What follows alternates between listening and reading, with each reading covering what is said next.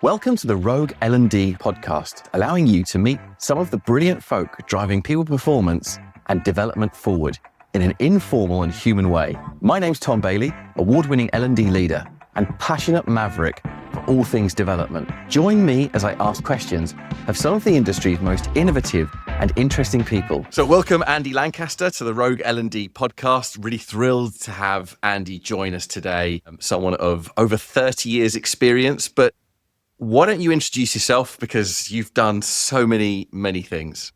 Tom, brilliant to be here, and thanks for the invite to be on the show. And what we'll go through today, that I'm going to share some stuff with you I don't think I've shared with many people, so hopefully that'll be really interesting for those listening in. So I'm Chief Learning Officer and Consultant at Reimagine People Development, which is my consultancy. But as you said, I've spent over 30 years thinking about how do we design great solutions for people to be able to learn effectively, particularly at work. So I initially trained as a design teacher. I got a master's degree in instructional design. That's early career.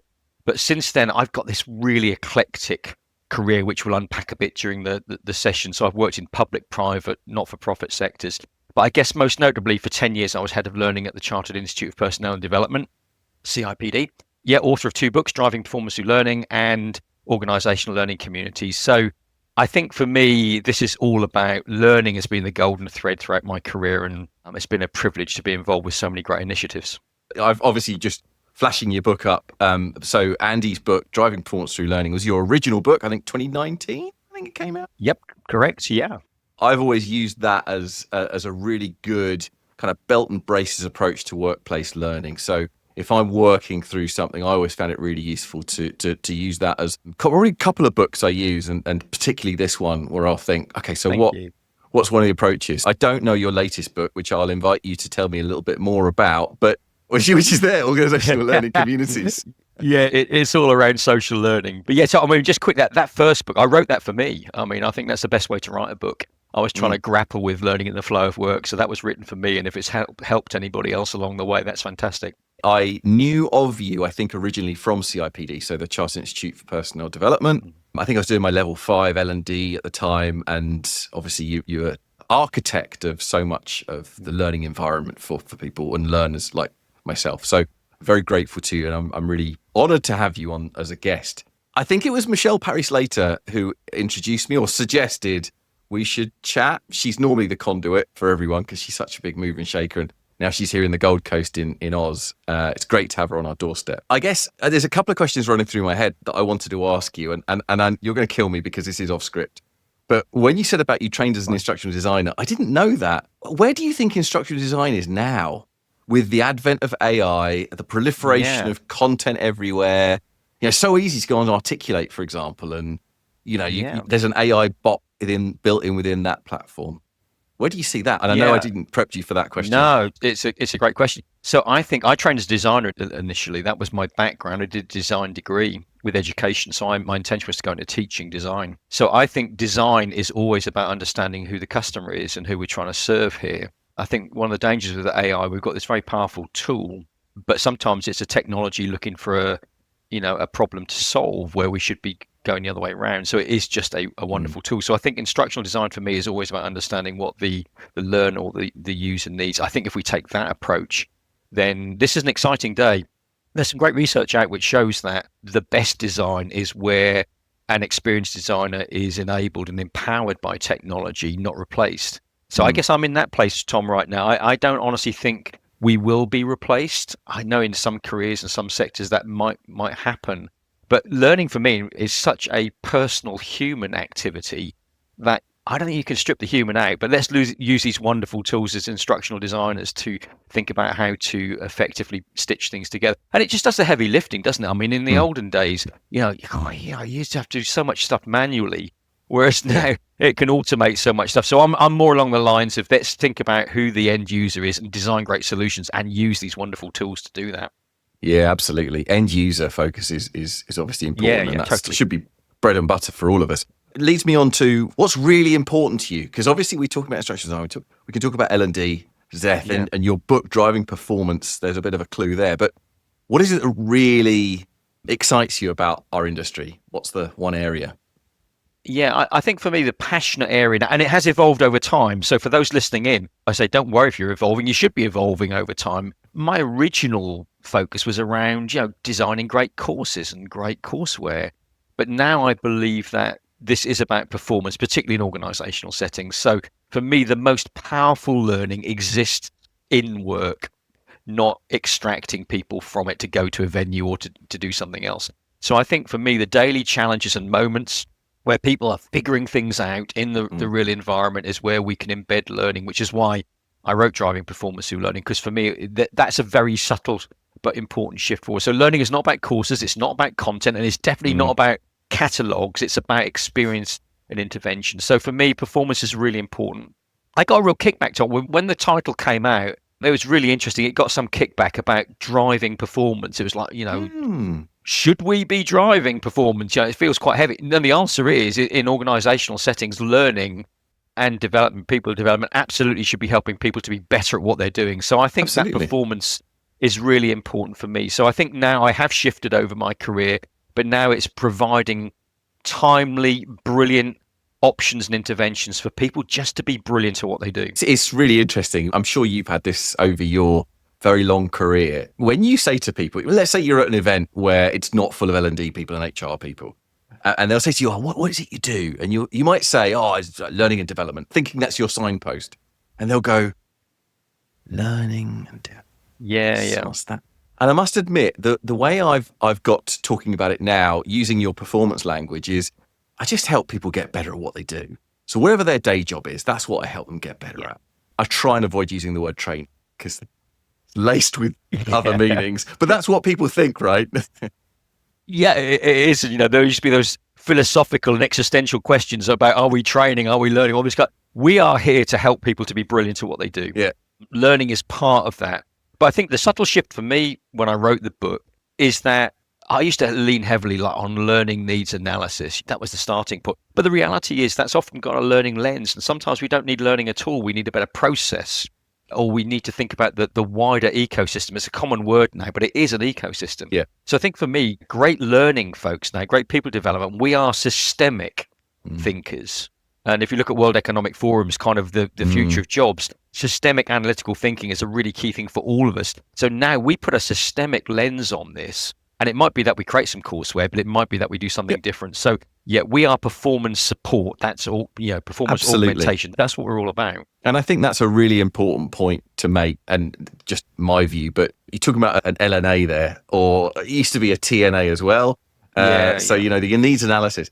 But you're already assuming that it's a training need, or you're assuming it's a learning need. But actually our role, if we are truly driving performance, might be all sorts of things. It could be, who knows what it is, but our job is adding value at that point. Yeah. And I think that's where our stakeholder relationships, we have to be out there walking the floor and understanding what's going on. Okay, walking the floor very much thinks about maybe a retail or manufacturing environment.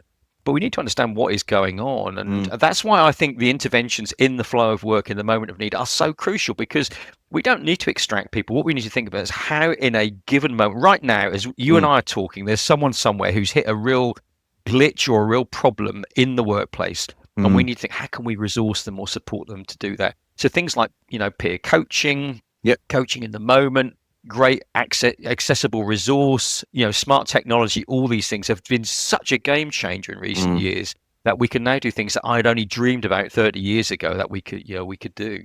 Yeah, beautiful. And always leads on to, in your experience and long career, you must have seen all sorts of different L&D programs. What's the best one that you've seen or been part of or witnessed or whatever? What was it and how did it work?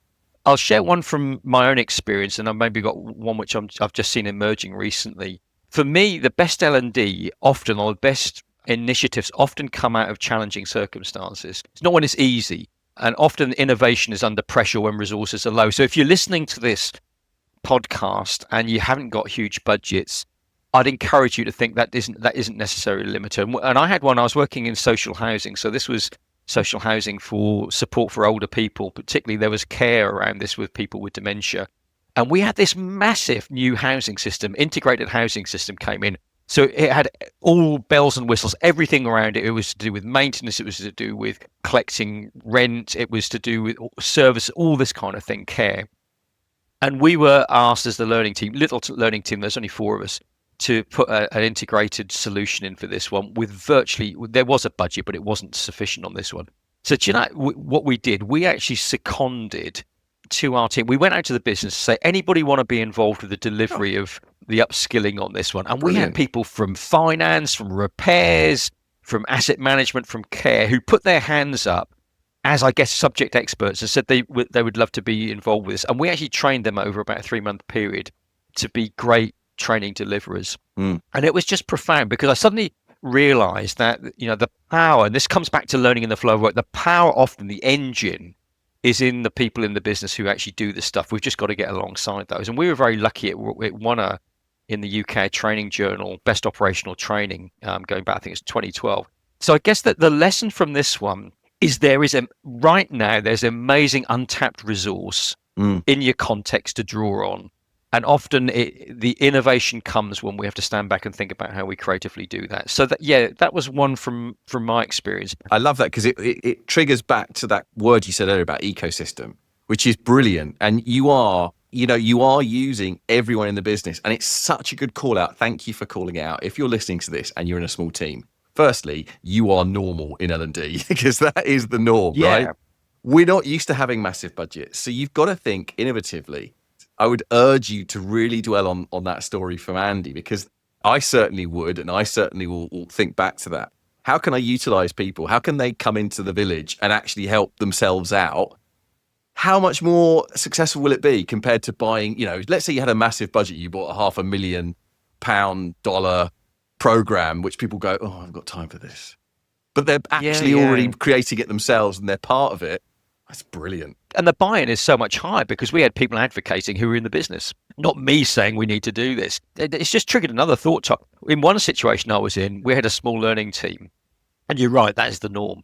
We went out to the business and said, is anybody a trained teacher in the organisation? Anybody got any vague Is there a doctor on the plane? Is there someone? Yeah, exactly right. It's just great, isn't it? If my memory serves right, we had 12 teachers who were no longer teachers, but had evolved from a teaching career. But we then said, anybody want to get back involved with developing people? And we actually negotiated with their operational managers to have X number of days a year, and it fired them up. Because many of them had left education because they'd maybe become disillusioned or whatever. So you're absolutely right. There is hidden resource in your. So if you're listening in, go and lift some stones and find the hidden resource, because you'll have it. There's no doubt you'll have it. Yeah.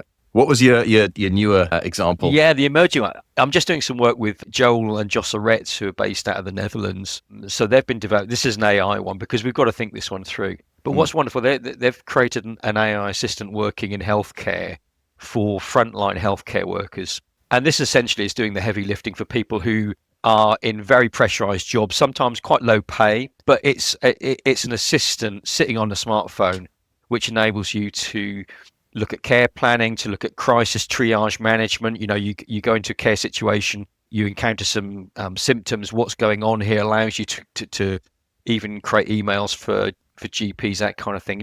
For me, this is what we go back right to what we said at the beginning.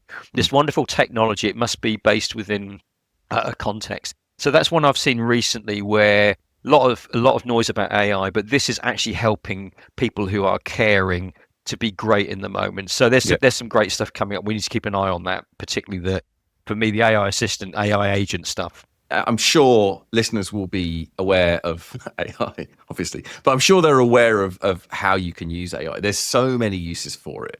It's being really smart with how do we utilize it and how do we maximize the potential of our people using AI in a clever way. It really is.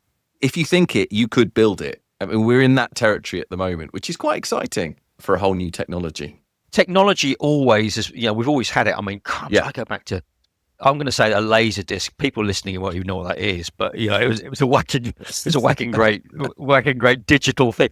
But each of these technologies opens a new possibility for us. And AI, let's not get freaked out by this, but let's look at what this shiny new thing can do for us. Absolutely. And for our learners. Yeah. All right. Obviously, you would have facilitated. You've obviously worked a room many times. What's your favorite hand gesture that you regularly? I'll explain it to the listeners if it's complicated. It's a great question. When I saw this one, I just thought, I think for me, I'll do open palms Yeah. is just so important. And if we think about the context of learning, if we think mandatory compliance learning, which is just the bane Oh, of everybody's life, oh gosh. that's a pointy finger. That's a pointy finger. You will do this, data compliance, whatever. Yeah. But open palms is just wonderful in terms of invitation. So for me, it is about not instruction demand. It's about openness. It's about vulnerability. So for me, it reminds me that learning is an invitation for us to be involved. So yeah, it'd have to be open palms for me. Yeah, very good. I like it, and I don't like, but I also kind of do like the triggering with the mandating, because as soon as you said that, I mean, I can hear. Oh, you can sense whenever anything's mandated. You can sense learners or individuals switching off and just literally ticking boxes. If they have to do it, they'll do it. Yeah, but they will not be paying attention. But we could even do that in an invitational way, can't we? Just going back to our design thinking, just having some pre-diagnosis around. So I think psychological safety is a big one. It came up a lot in writing organizational learning communities, because it ought to be something that's really easy, because it's a natural way. I mean, it's the way the animal kingdom shares information and knowledge. But that psychological safety is so key for underpinning great learning. So that when we walk in and we feel welcome, that's really important for me. Yeah. Obviously, in this wonderful world of learning, is there something that you haven't formally learnt? This is a question which I think I say this every time, so I am repeating myself, listener. I'm very sorry. But I get a lot of feedback on this question. People get very angry at me because you could take it in a lot of different ways. But Andy, over to you. Is there something that you haven't learnt? Yeah, I'm going to give you an example of something which was life-changing but was not intentional for a learning activity. And some of the most profound things we learn and develop are out of mistakes or out of issues that we encounter. So I'm just going to share a context. I have shared this once or twice publicly, but I'm not sure if folks would have heard this. But I want to share about being very mindful about burnout, and something that I didn't learn. So just going to paint a quick picture. I like rugby. I was at an English Premiership rugby game, and I collapsed. Occasionally you see people being wheeled around by the paramedics around the edge of the pitch. When that was me. I was being wheeled. I was like, oh my God, what have I done?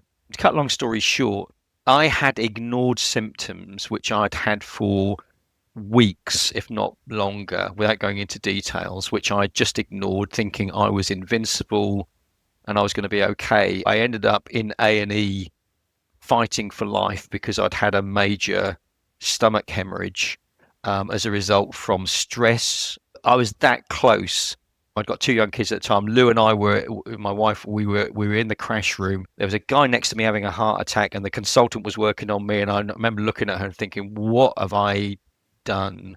Yeah. And it was just one of those things where I think many of us just sometimes ignore what's going on in life. We ignore sometimes those. And I did. I thought I was invincible. I was carrying pressure. I was in a bit of a toxic environment at the time. So, I mean, it's a brilliant, Matthew Said's book, Black Box Thinking, is just a brilliant one, which just highlights that sometimes it's reviewing those moments which are some of the most powerful. And for me, I think that drove me into reflective practice. At that point, I had done reflective practice. But being able to stop, breathe, take a moment, really understand what's going on, it is really important. It was a life-changing moment. And I'm sure those listening in, you may not have had one of that exactly the same, but you will have come across something which is life-changing. So just take a moment. And I just want to encourage anybody listening in here, please, don't ignore health issues, however small they are, because, we can't keep pushing through assuming we'll be okay. So that was probably something I didn't learn, but I learned that self-care is so vital in our professional lives. Firstly, thanks for sharing. I mean, that sounds like a very difficult time. And I can only imagine what Lou, your wife, was going through as well at seeing you wheeled into A&E. But I think it's such a great learning actually coming out of that for everyone and for all of us to think, we talk about burnout, we talk about tiredness, we talk about, pushing through and stuff. But actually, if you really don't listen to your body for long enough, you really will be in trouble. And every year, I think wherever you are in the world, productivity is pushed to go faster, to do more with less, and to do it quicker. That's not going to change. The only thing that can change is how you manage it. So thank you. It's a really good message. There is probably some wisdom comes with years. I mean, but I think you're absolutely right. It's a good call out, Tom. This is getting harder and faster and quicker and whatever. So I do think we need, and we as learning professionals have the opportunity around reflective practice. In fact, I've just started writing around. I'm not certain there's going to be a book out of it, but I'm just writing around, because this stopping in the moment reflective stuff is not only powerful for learning, it's very linked to well-being. So if you're a learning professional listening to this, or you might be in another sector, just go and explore reflective practice, how to stop. It might only take 5 minutes, but that 5 minutes can be just revolutionary. Yeah, good call. Thank you. Moving on to a more positive note, I didn't want to cheapen the moment, but I did want to ask you, what's your rugby team? Yeah, so it's Harlequins. Yeah. Oh, Quins. Okay, yeah, all right. I don't go as much as I used to, but yeah, it's Quins, which, Are you from that kind of west side of London? Yeah, I'm West London. Yeah, West right. London. Yeah. So I was born in the east of England, in quite a rural area, but I came down to university, which is where I did my degree. So I've been West London ever since. Yeah, so nice. Harlequins. Yeah, it was Harlequins, very Gloucester. Good. That was the moment when I was wheeled around the pitch and everybody was looking. Oh, goodness. Who's that? Who's that? You can never go back to that fixture again. Oh, God, no. Honestly. Yeah. All right, going back to the learning and development side. So tell me about your proudest moment. What's the, and obviously we're not talking about childbirth. We're not talking about weddings, within the practice of L&D. I've been very fortunate. Maybe you carve out some of your own luck, but I've been very fortunate to have had a really long career working with brilliant teams, brilliant people, brilliant learners. So in some ways, what I'm going to share now is based on working with brilliant people. But yeah, I was awarded the Colin Steed Award for Outstanding Contribution to Learning at the prestigious UK Learning Awards. And this is, it's arguably the top award in L&D. Yeah. This is like, this is congrats. You've turned the dial on learning. And, I looked at the list of people after I'd been given this one, people who'd kind of won it before, who were my kind of heroes. But what was really funny, I was invited to the dinner, the awards dinner, and I was sitting next to Ed Monk, who leads the LPI, and I was actually sitting with Colin Steed. And Colin's brilliant. He's had a wonderful career in learning. And in the UK, there's a celebrity called Claudia Winkleman, who's one of the... Yeah, so I was on the table, and I didn't work out that I was actually on there because I was going to win. So how embarrassing was that? So that was one of, but it was kind of recognition of, I don't know, 30 years. But I mean, CIPD was a wonderful opportunity for me. We ended up with learning in about 180 countries. A couple of our programs had 250,000 people on them. That's it was incredible. Just staggering. But I guess, again, just to motivate those who are listening, we don't set out to win. No one ever sets out to win awards. We just set out to try and do the best we can wherever we are. And I've had wonderful opportunities to work. So it's about maximizing. So I think back to working in social housing, those kind of places. So yeah, that was a great.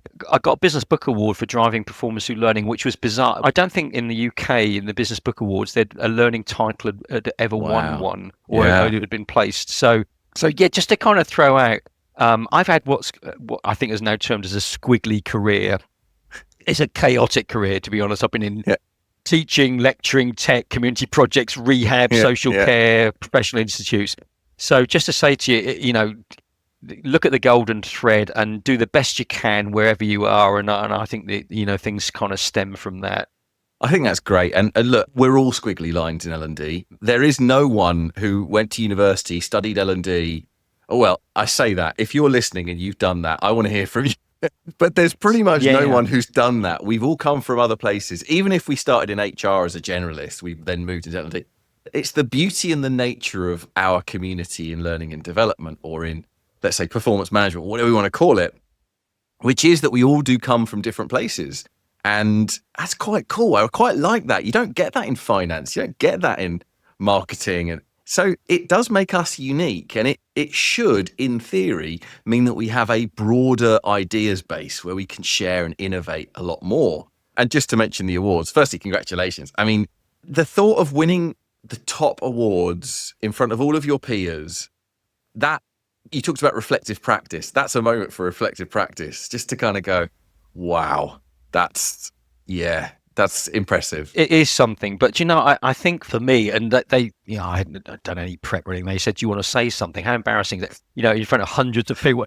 You think I didn't even know I was going to. But the reality is, it's almost like we're the coaches of the teams here, aren't we? That we've done well when everyone else has done well. Yeah. And in some ways, we should be almost invisible in organisations. We're the oil which makes the cogs work. So if we're not seen, that's wonderful. So I think that the judge of whether we've done well or we win an award is, have our learners or our organisations done well. I've been privileged, Tom, but many people may not win an award. But hey, the award is that there are people who will remember you because you supported them to be brilliant, and that's the best award anyone could win. That's the one we want to win. I just want to pick up on that being invisible piece, because there is a temptation in our industry where, let's say, you build a marketing academy, set out some leadership principles program or whatever.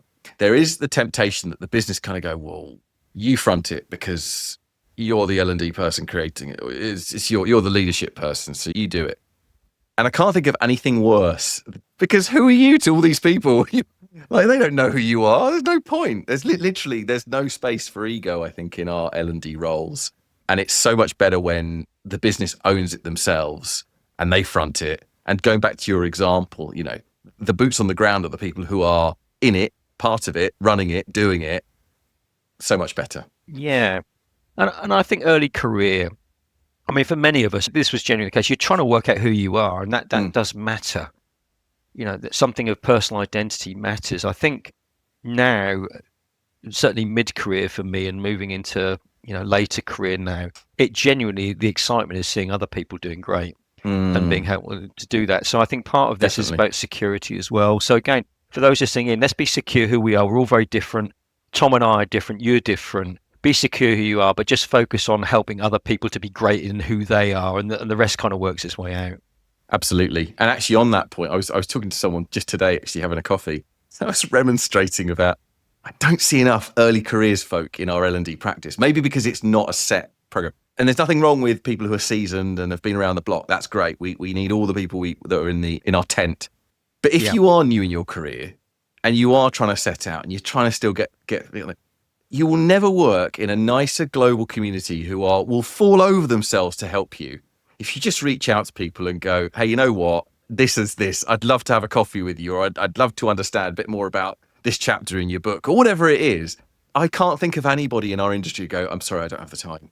Yeah, I spend so much time in having coffee with people, but the social network is where we develop, where we're energized, isn't it? So I guess that's another good call out, isn't it? Actually, networking is threatening for some people. It's difficult, but we've just got to be out there and rub shoulders with people, because that's where we kind of learn the best stuff often. We do. All right. Talking about the best stuff, let's focus on the worst stuff, because I reckon you've probably got a really good story about your worst experience in L&D. Surely. Yeah. Oh yeah, share one. But from CIPD, it was an absolute howler. So it was I love the honesty. It was in the early days of virtual classrooms, before we were all good at doing this kind of stuff. We're all still learning, but we were actually creating a program on running virtual classes. So it was very meta. People were coming in to not only learn a bit about this, but also to experience it. And we had one of those tech nightmares, which I guess we can have them on these kind of sessions, can't we? It was like everything was falling to bits that could fall to bits. And we were about to go live. And I was really stressed and not happy. There was various stuff going on. I didn't say anything rude, but I was clearly not in a good place. And we suddenly realised that we'd gone live. And this was like Andy at the Institute, and it was like a horror moment where I could feel the blood just leaving my head and going to my feet.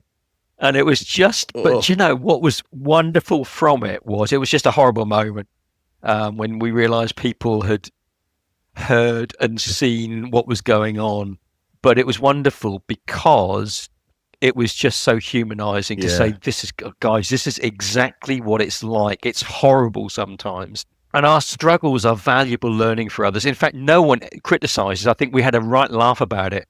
But people understood that is what this can be like. So in some ways, again, it's about psychological safety, adapting under pressure, those kind of things. So yeah, just be aware that Wow. the mic may well be on when you don't realise it. And when I did my media training when I was at CIPD, and the person who did our media training said, "Remember, the mic is always on, even when it's supposedly off." So that's a howler. Yeah, just be aware. Someone might be listening when you don't think. So it was a great one. But it worked out well. It's a good reminder. I mean, I think we've all been on, and I'm speaking for you, dear listener, I think we've all been on those calls where someone's on the phone to somebody else or worse, they go, "Oh yeah, I'm on this course, it's rubbish." And they don't realise that everyone can hear them. Oh, they're precious moments. But at least flip the wrap. But I think as learning professionals, being vulnerable and showing that this isn't easy, and we struggle in our own learning as well, it builds a bridge that people feel that this is not about perfection. Actually, learning often comes through difficulty. In fact, some of our best lessons are through difficulties, we've said. So definitely, but just be aware, if you're broadcasting on behalf of a prestigious organisation, be careful what you're letting go of. Yeah, I mean that is worse. It is CIPD, a chartered organisation. yeah, that's something else. All right. Penultimate question is always tell us something that not many people know about you. Yeah, okay, that's perfect. So I'm a trained silversmith. So my initial degree was in education and design, and I trained in silversmithing, which is just amazing. Can you explain what silversmithing is for those of us who don't know what it is? This is making stuff out of silver. So it could be anything from rings. Yeah, I mean, the guy who I trained with made stuff for for dignitaries, made coffee sets and all this kind of stuff. So this is working with silver, the genuine stuff. We used to collect our filings on a piece of paper as we were working, because you could sell them back. So yeah, just amazing. So I was a designer. So I did furniture design and silver smithing as my background. So it was, and what was really exciting, Tom, recently, I've kind of revisited it. I haven't done it for years. I registered as with a hallmark, which you see on silver. So I recently registered it with the London Assay Office. So I now have my own hallmark now. And I did a commission. I'd not done one for a long time, just before Christmas, and took up to the assay office, and it came back hallmarked, which is just absolutely amazing. So, and does it have like an image on your hallmark, or is it a series of characters? So so you register with your initials of your name. The way a hallmark works is, obviously other people could have the same initials. So there's lots of different shapes you can put your initials within. So you choose your own initial. And then you have the assay office, and then you have the material or whatever it is. So I guess the takeaway from this, if there is a takeaway, is I think most of us did stuff in early career, which was really energizing. We loved doing it, but somehow along the way we lose it. The busyness, the promotion, all these kind of things, we move away from it. And then suddenly we think, actually, why do we not do that anymore? So maybe I guess the call out for listeners, is there something that you've lost you want to recapture? Because I've just come alive again, been sitting there tapping away with metal. So that's something folks wouldn't know. Yeah. No, and silversmithing, is that a regular? Is it like London cabs? Do you have to have a license to be a silversmith? How regulated is it? No, it's not regulated. It's also basically, if you're a jeweler or whatever, to have a hallmark, then that is regulated, because they're looking at the quality of the metal, those kind of things. You've got your maker's mark, so it's not regulated at all. So no, but it's just cool. But again, design is something I always done. I'm now designing learning, but design is something I love. So that's just very, very cool. And so you have a little workshop, you tinker away, is it? I'm sitting in it. So you don't want to know what's going on out of camera view. Now, you know what? I was going to ask you this question. I was going to ask you a question off camera, which was, why have you got a TV aerial over your right shoulder? But this might explain it now. No, well, this is Lego. Oh, it's Lego. This is all the Lego. Yeah, this all gets banished down the workshop shed, So that's the International Space Station. You've got the Apollo thing over there.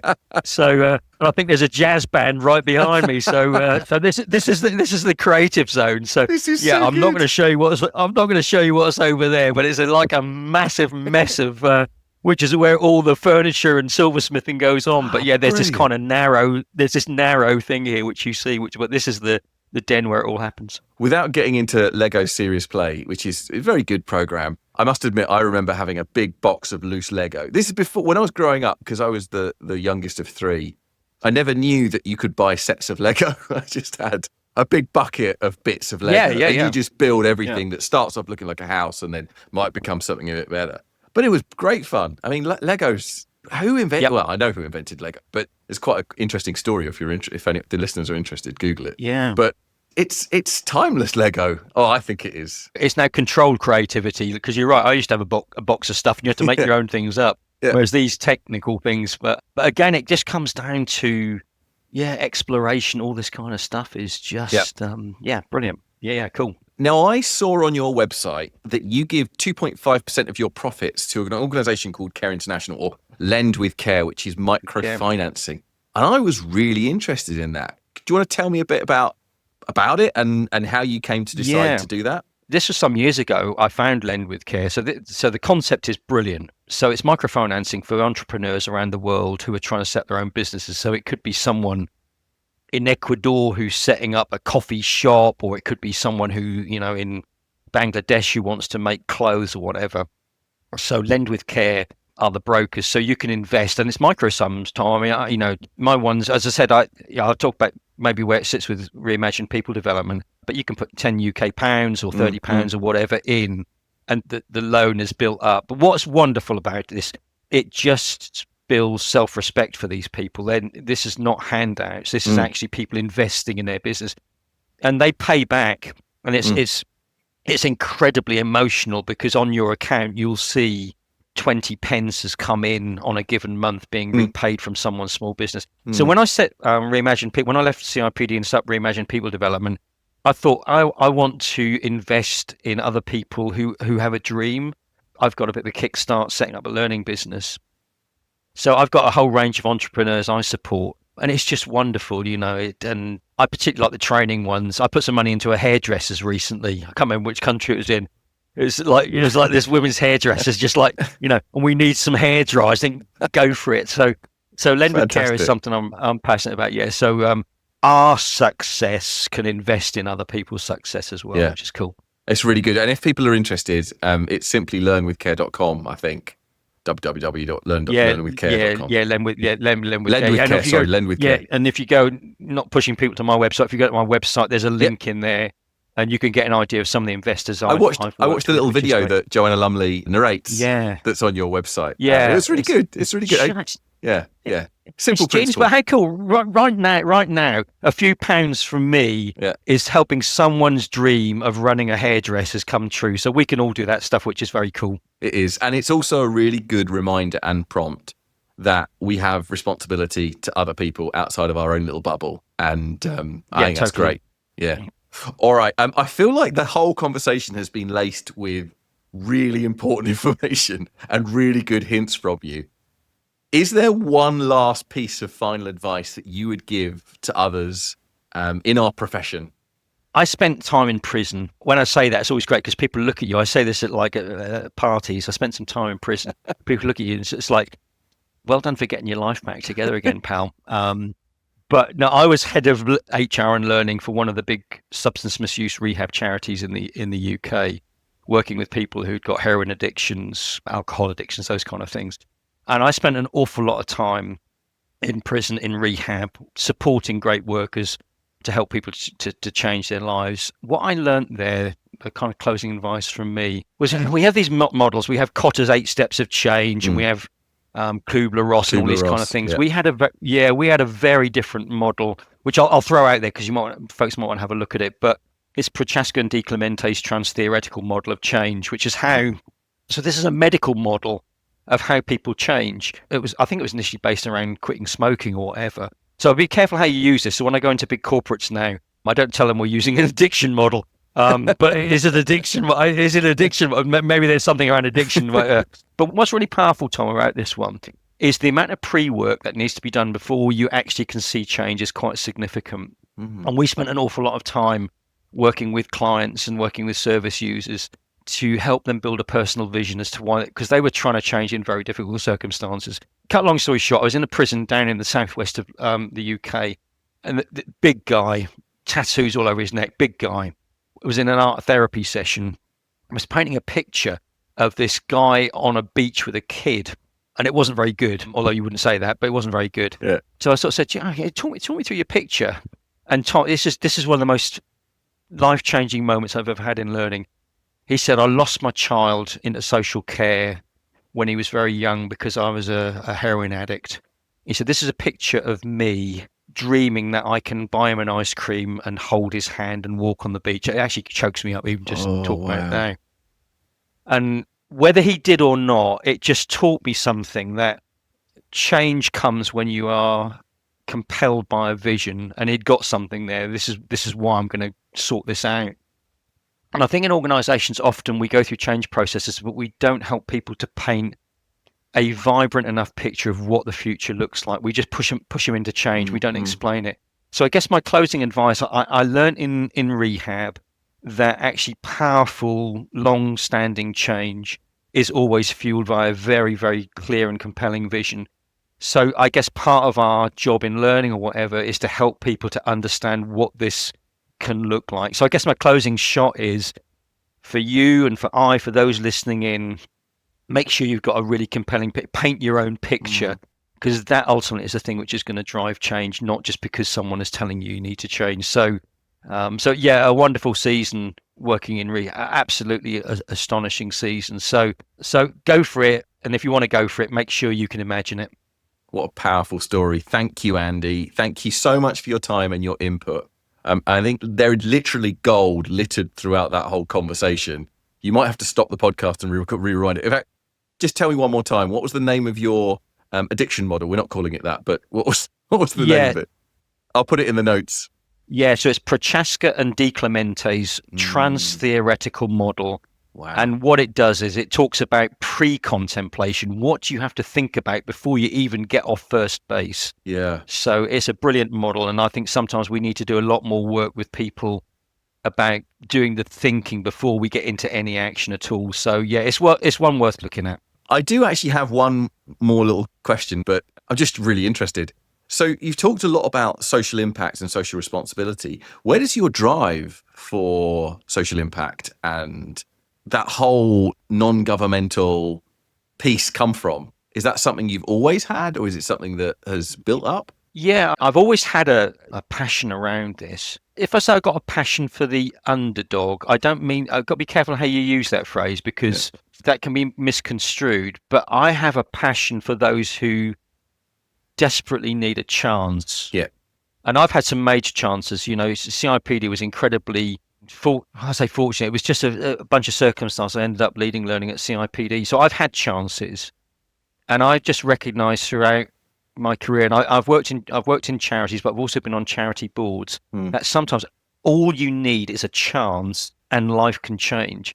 So that does compel me. So for Lend with Care, for very small amounts of money, we can give people a chance. But rehab, you know, you can't shake a tin in a high street and say money for heroin addicts. You can't do it. But having worked in that sector, but for a circumstance that any of us could have been in that, you don't choose to be in these circumstances. You know, something's happened, and there's so much mental health linked with these kind of issues, but giving people a chance. So I think for me, this does absolutely align with learning and people development. We are giving people chances, and around the social agenda, governments have only got so much money. So we've got the opportunity to invest even small things to give people a chance. And sometimes that's all they need. So that's where I get the social drive comes from. Good on you. I love it. Believing in the best for people, we can support their journey. It's so good. And I think the thing that I was thinking as you were talking about shaking a tin for heroin addicts, which no one's going to give you money for because for whatever reason, it's social conditioning, I guess.